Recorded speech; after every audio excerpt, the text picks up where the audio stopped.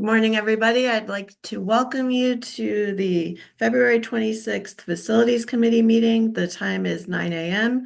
All members are present, and I would like to call this meeting to order. I need an approval of the agenda. So moved.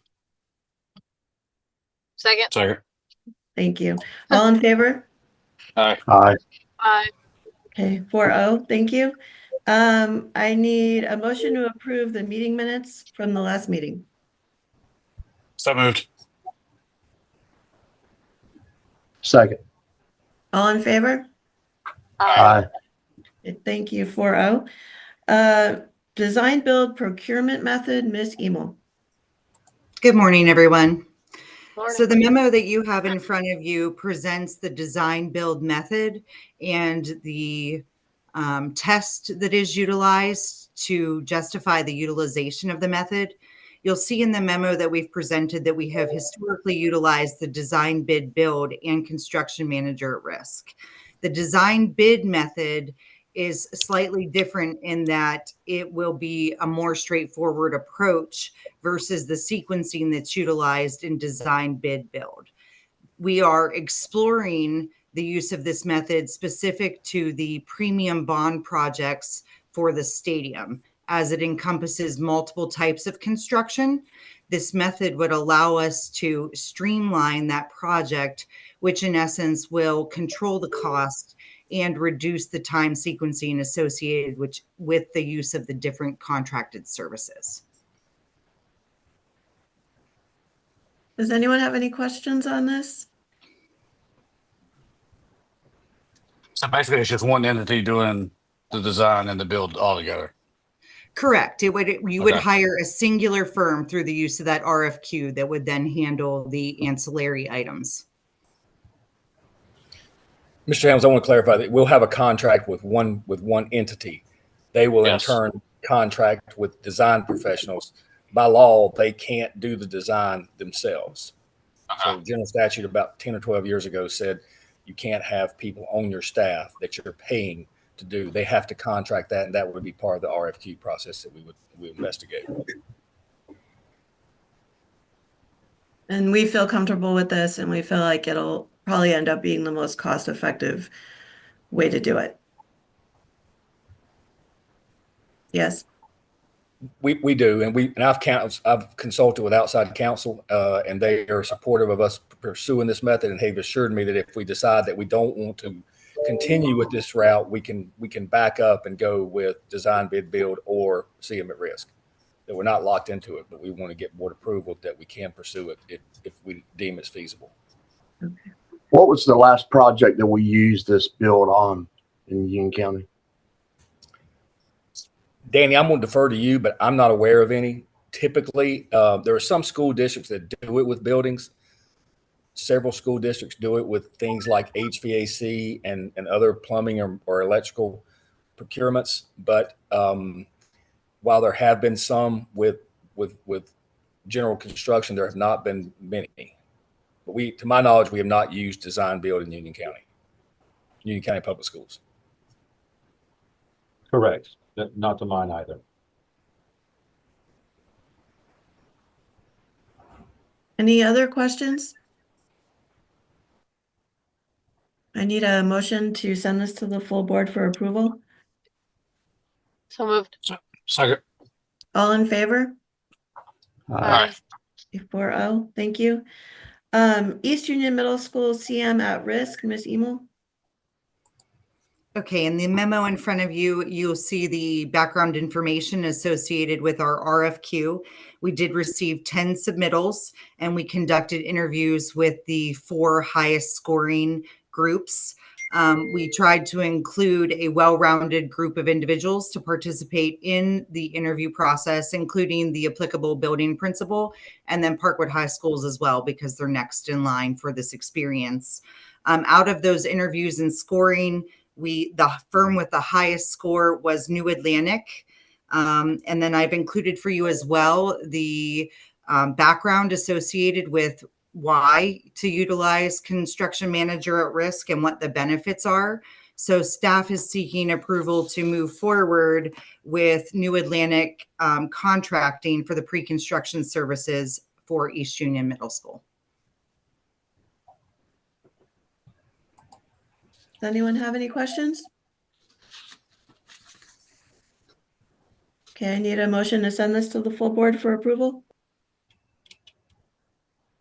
So moved. Second. All in favor? Aye. Aye. Okay, 4-0, thank you. We have the capital improvement plan, Mr. McManus. Hi, good morning, everyone. I know you have in front of you a document that says the draft 2026 capital improvement plan in the amount of $22,105,826.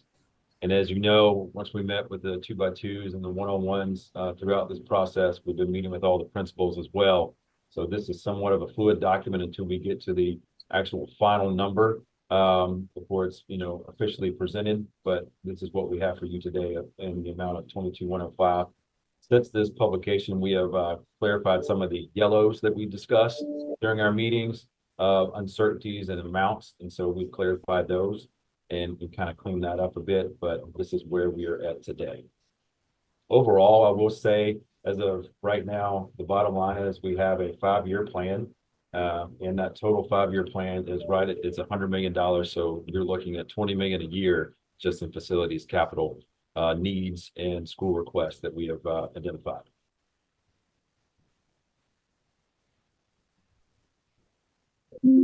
Any questions on this? Danny, what did you find out about the stadium lights at Piedmont High?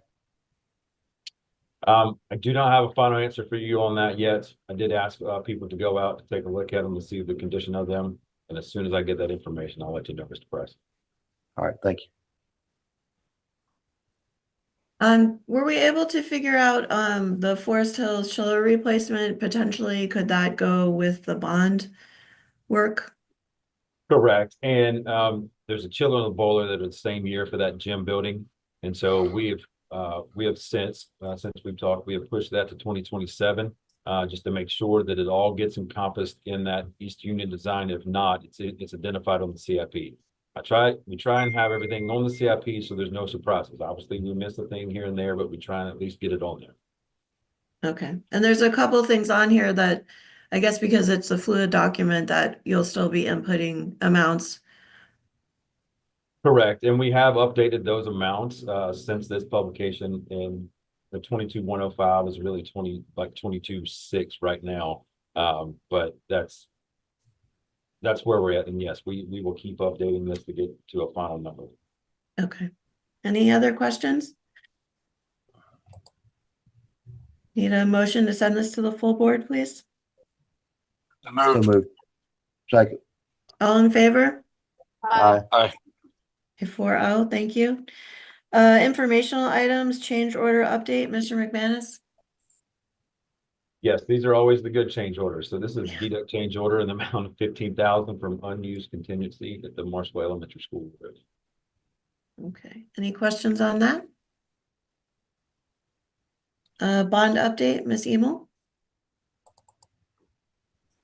Good morning. In the memo in front of you, you just have a quick snapshot as to some status updates for both of those projects. Something that's not included in here, but it's kind of exciting, is we have the CO for the baseball and softball field, and they had their first games there last night at Forest Hills. So that's really exciting. We're also moving millwork in A, B, and C at Forest Hills because the air is now conditioned. So lots of forward progress, tiling, and just that finish work is starting in both of those schools. So come early, come often, so that you can see that continuous change. That's great. And I know next month's meeting, we're going to see the all the other playground stuff for East, the plans for that. So super excited because I'm sure it's going to look as good as the pre-K that we've already seen. Is there any other things that we'll be seeing design-wise in the future for either of these? Well, as we move forward, we will be having a design to present for the premium projects for Forest Hill Stadium. So that will be in the coming short-term future as well. That's great. Any other questions? Okay, we've got the 2024 bond proposed timeline, Mr. Moore. Yeah, I've included in your packet some information on the 2024 bond that passed in November. This is a tentative timeline for the construction of East Union Middle School, as well as the design for Parkwood High School. We've got some start and completion dates on there. Glad to answer any questions if you have any. When are we going to see the design that they've come up with for East Union Middle? I think with bringing in the CM at risk, we're probably planning to have that we'll have that information for you at our next meeting at the March Okay. facilities committee meeting. We'll present you some updated design drawings with that project. Ms. Emil, I don't mean to step out of line. Does that sound correct to you? That is correct. We are in process of preparing that DD turn page meeting as soon as we can get New Atlantic on board. So that'll help clear up some of the structural components we're looking at that the architect is at the point where they're ready to have those more thorough discussions. We also did have our first meeting last week with the architect to discuss interior finishes. Does anyone have any questions? Okay, it looks like our next meeting date is going to be March 26th at 9 a.m. via Zoom. I need a motion to adjourn. So moved. Second. All in favor? Aye. Aye. Hey. 4-0.